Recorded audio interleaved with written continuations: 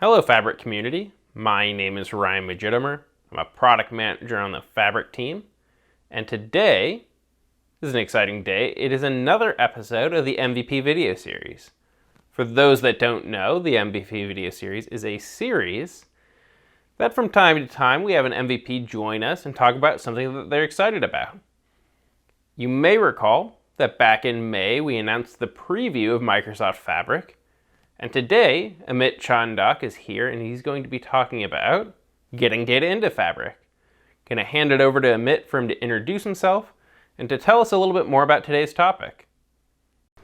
Thanks, Ryan. Thanks for inviting me. My name is Amit Chandak and I'm Microsoft Data Platform MVP. I'm also Microsoft Power BI Community Super User. And today I'm going to present you how can you run incremental ETL on Microsoft Fabric.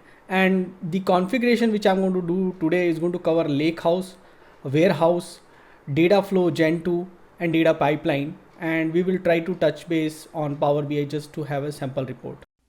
That sounds great. What kind of customer scenarios would this be good for? Most of the enterprise customer will need incremental ETL. All right, let's see it in action.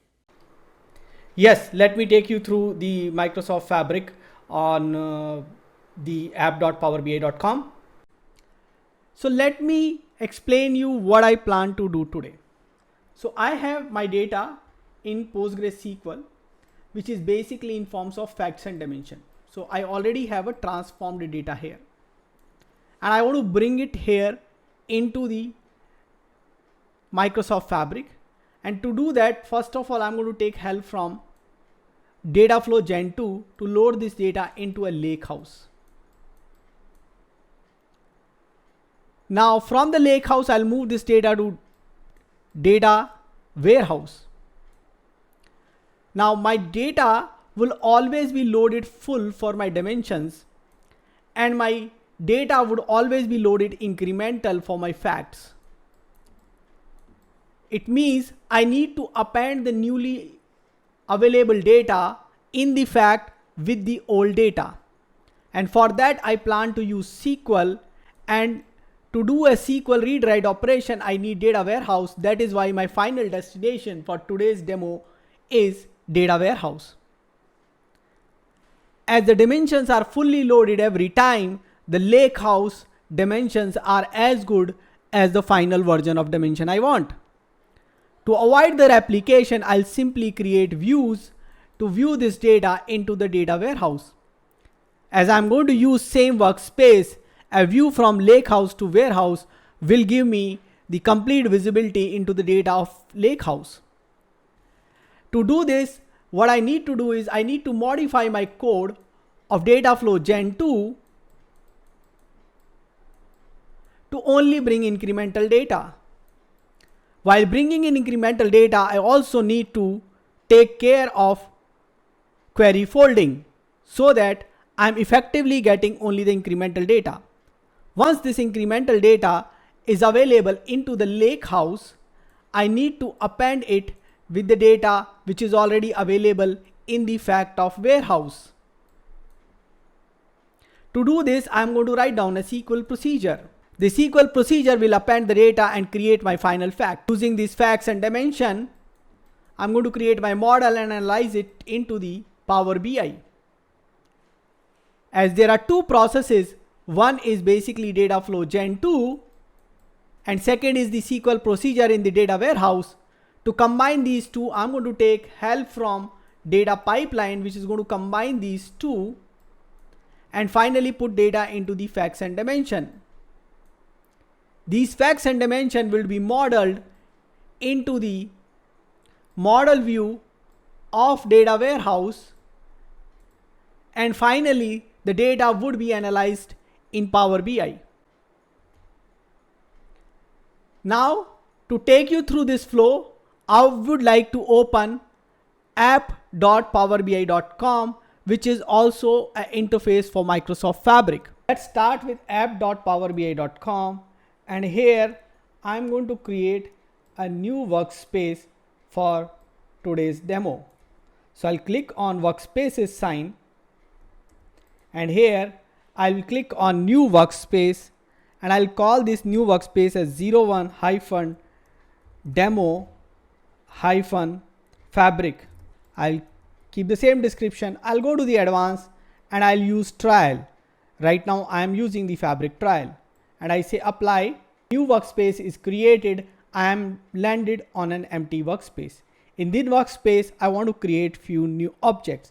So let me create the first object. So I'll go to new and show all, and here you can see lake house in the data engineering, which I'm going to use today.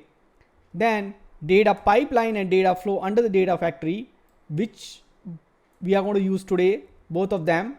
And then data warehouse, under the data warehouse you see the warehouse, which again we are going to use today.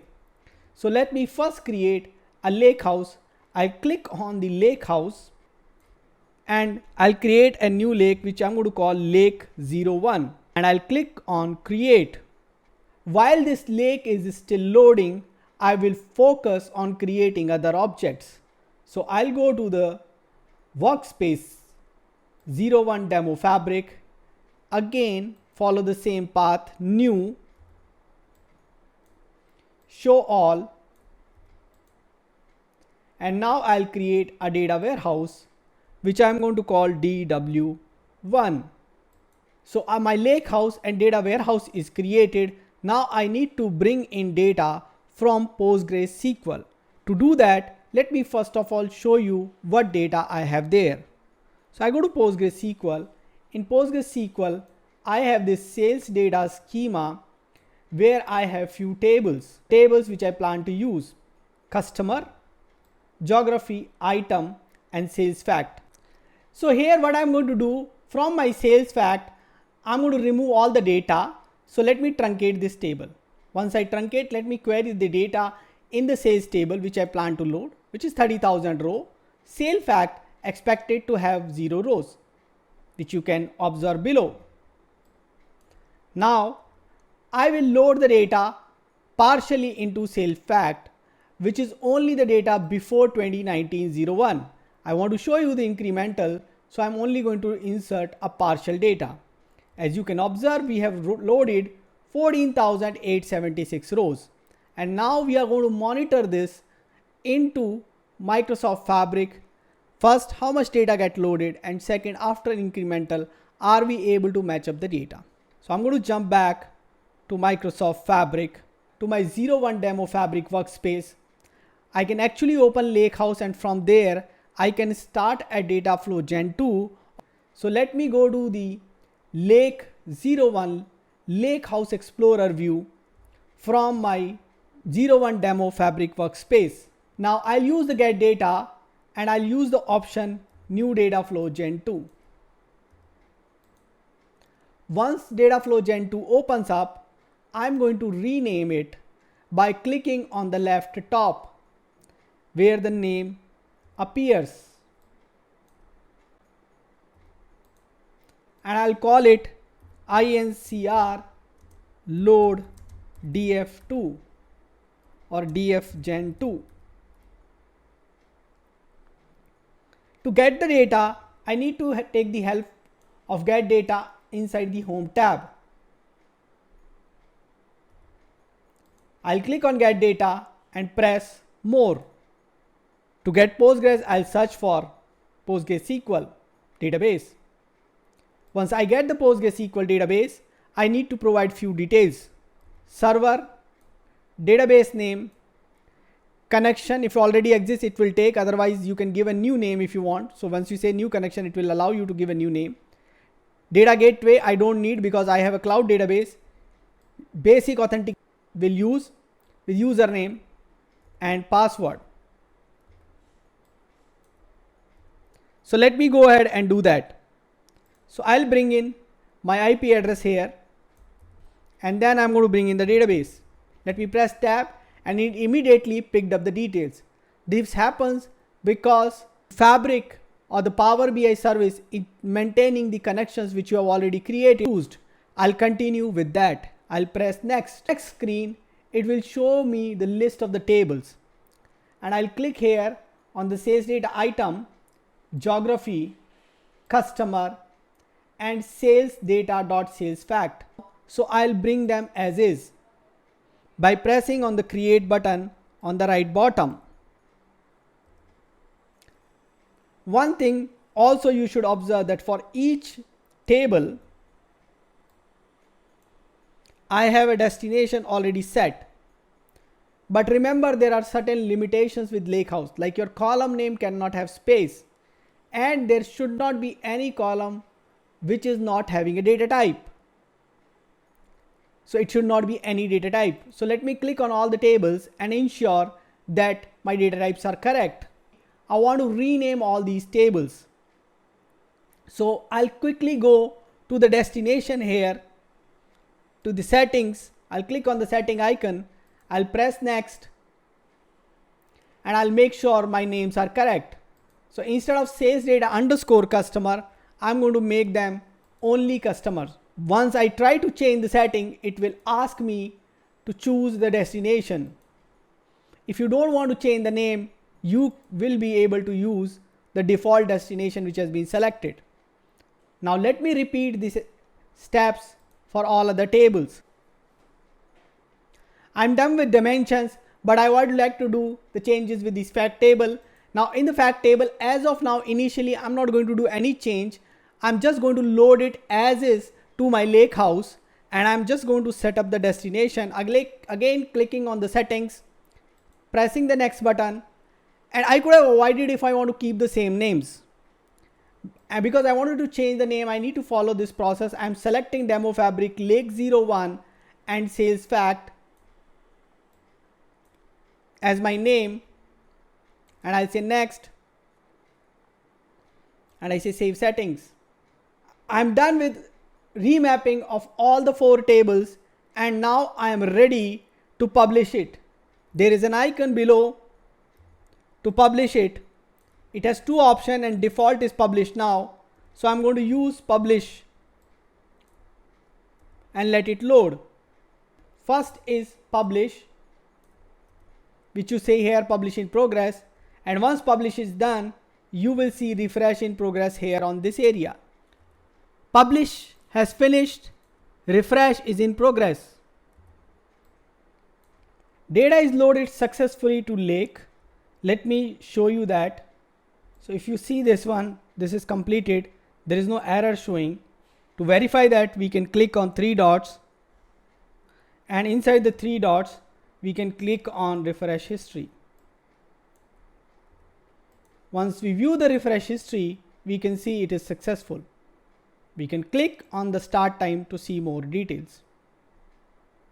Now let's move to the Lakehouse and see, do we have the data? I'm directly clicking on the SQL endpoint so that I can view the data. As you can see, I have all the 4 tables which I wanted. Now I will move to the warehouse, and in the warehouse I will create my facts and dimension, final facts and dimension. Click on a new query here on the top. I'm going to create the views from my Lake 01. Before I do that, let me test one of the queries. Select star from Lake 01 dbo.customer, and I'm able to see the lake data into the warehouse. So now let me create my first view. Same way, let me go ahead and create other views. All views are created. Let's see, are they appearing under the views? They are. Time has come to create the sales fact and the incremental loading table. Let me open a new SQL window. My script is already ready. So I'm going to create a sales table which is same as the sales fact which I got into the Lakehouse. Now I'm going to create an incremental table. In this one, I will have a table name, and I'll have a collection date, which is the max collection date I have collected the data. For the first time, I'm going to keep the max collection date below a date from where my data is starting. So this date is before my data start date in my sales fact at the source. I created it, and I'm inserting the data into this collection table. I'm calling it sales staging for my reference, and I'm inserting 2018-0101 because I don't have any data before this date. Now I need to write down a procedure to bring in the data from the sales fact of the lake house. For that, I shifted the tab to showcase you. Let me write down a procedure for that. I will create this procedure load sales. So first of all, I'm going to delete any data which is on or after my collection date. And also going to bring in greater than and equal to. So the last date may repeat.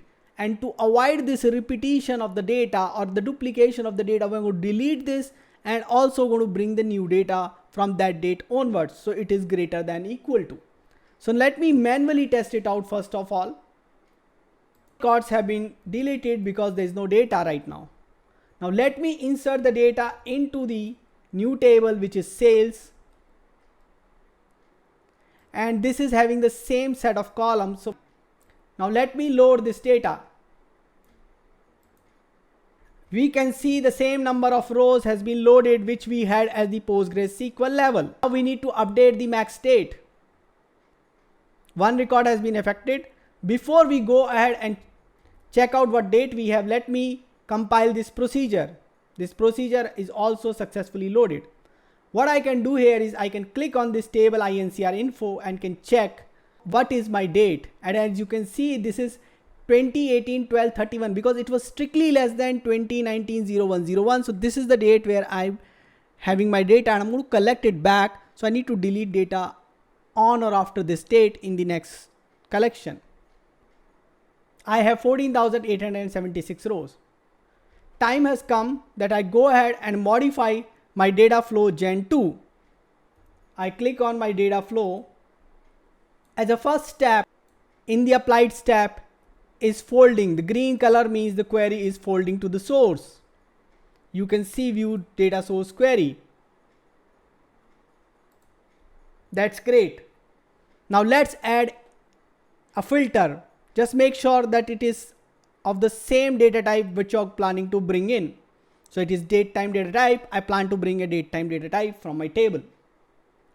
I will click on this small arrow near to the name and I'll create a custom filter.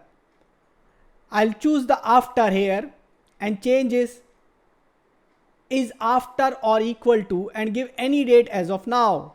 I'll choose the current date and press OK. It will show me no data. I'm fine with this because I'm going to manually write down a code. So let me add INCR info table here. So to do that, I need to click on get data under the home tab, more, warehouse, use the existing warehouse connector, 01 demo fabric DW1, INCR info, and click on create on the right bottom. So right click on the sales fact, click on the advanced editor from the below, and then just before your filter, create a new line. I'm going to copy the existing code which I have. What this code is doing is saying table.select row INCR info which I got. Each table name one is named as sales staging. So it's going to only bring in sales staging name. Now if you have more than one, then it will help you to do it for each and every table. Now this code gives us a table, table.select rows. From there I want the collect date column and I want a list.max.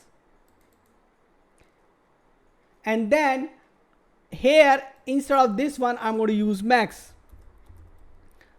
date. Now only thing we need to make sure that this max days data type is same as this data type. If it is not same, it might not fold. So let's click on OK and check, is it having the same data type or do we need to do any changes? It is showing a message, we have to press continue for that. You can see the last step is still in the green color. The query is folding, right click on this tab, view data source query. Is going to show you the hard coded date, but it means whatever date we will have in the INCR info, that's going to work out. And publish this. Now the moment I publish it, it is again going to load the data into this Dataflow Gen 2 which is incremental. But what I'm going to do is I'm not going to run my procedure. I'm going to create a pipeline and then I'm going to run this Dataflow Gen 2 again in that pipeline. So it will recollect that data and then the procedure would be run from the pipeline to get the final data. So let me click on publish. Let me create a new pipeline. For that, in 01 demo fabric, I need to click on new, show all, new data pipeline as incr load dp, and I say create. The first activity I'm going to add is Dataflow Gen 2. So I click on add pipeline activity and I'll bring in Dataflow Gen 2. I can rename this or I can keep it default. I go to the Dataflow and I bring in my incremental Dataflow Gen 2. So the next thing I need is another activity. For that I need to go to now activities, and from there I'm going to call a stored procedure. On the success, it should call a stored procedure. I click on the stored procedure, keep everything same, but go to the settings. In the settings, I'll use workspace. In the workspace, I'm going to select DW1, and from the DW1, let it load the procedures, and I'll select load sales. There is no parameter to pass, otherwise I can import the parameters and use those. The pipeline is ready. I just need to make sure that the Dataflow Gen 2 has already run successfully and I can run this in parallel. Let me check that out. You can see on the separate tab, the Dataflow Gen 2 has already finished load as the incremental data, but I'm going to load it again. So I'm back on my pipeline tab. I can go to the home, I can save it. Now before I go ahead and run my data pipeline, I need to make sure that I insert the data. So I execute this insert statement and post that let me query how much data I have. So now I have 30,000 rows and I'm expecting 30,000 rows also in my data warehouse. Let me run the pipeline activities. I can click on the run tab. First, let's validate it. There should not be any validation error. There is none right now. Let me press on run. Now, first on the top, it shows some messages. Also shows a small icon here. And if you click here, it will show details. As you can see, my pipeline activity is running right now.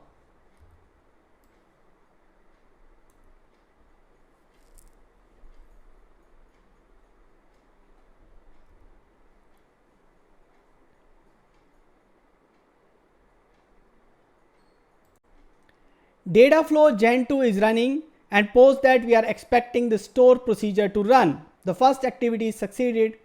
The second one is in progress. Both the pipeline activities has finished, and check have we got complete 30,000 rows. So I'm back Gen 2 from the top tab and I run it and I see exactly 30,000 rows. To analyze it, I need to create a model.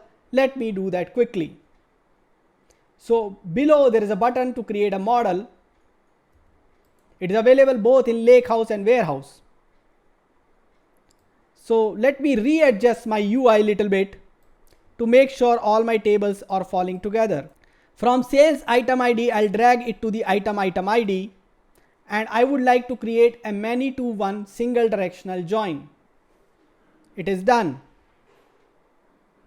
I will repeat the exercise with the geography table as well as the customer table.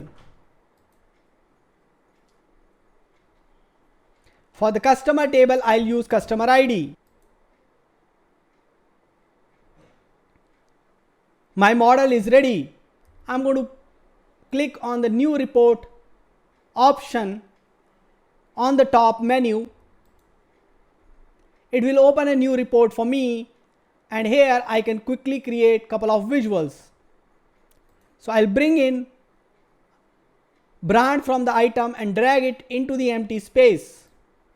From the sales, let me bring in quantity. I can also bring in quantity into the empty space and can click on the card visual, post that. It will convert it into a card visual. I can click on the empty space and bring in any visual, adjust it, and can bring the categorical column as well as the numerical column to create new visuals. So in today's demo, I have showcased you how can you load data incrementally and analyze it into the Power BI. Let me save this report and close this for today.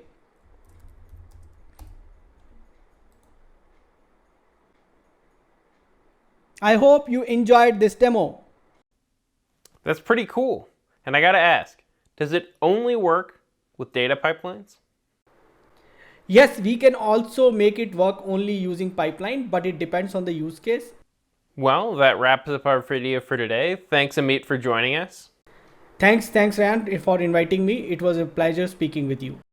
And thank you everybody for joining us today. Again, my name is Ryan Majidamar. Our guest was Amit Chandak. You can find him on YouTube at Amit Chandak, as well as Twitter, Amit Chandak78. Like, comment, subscribe. Thanks for watching, and we'll catch you on the next one.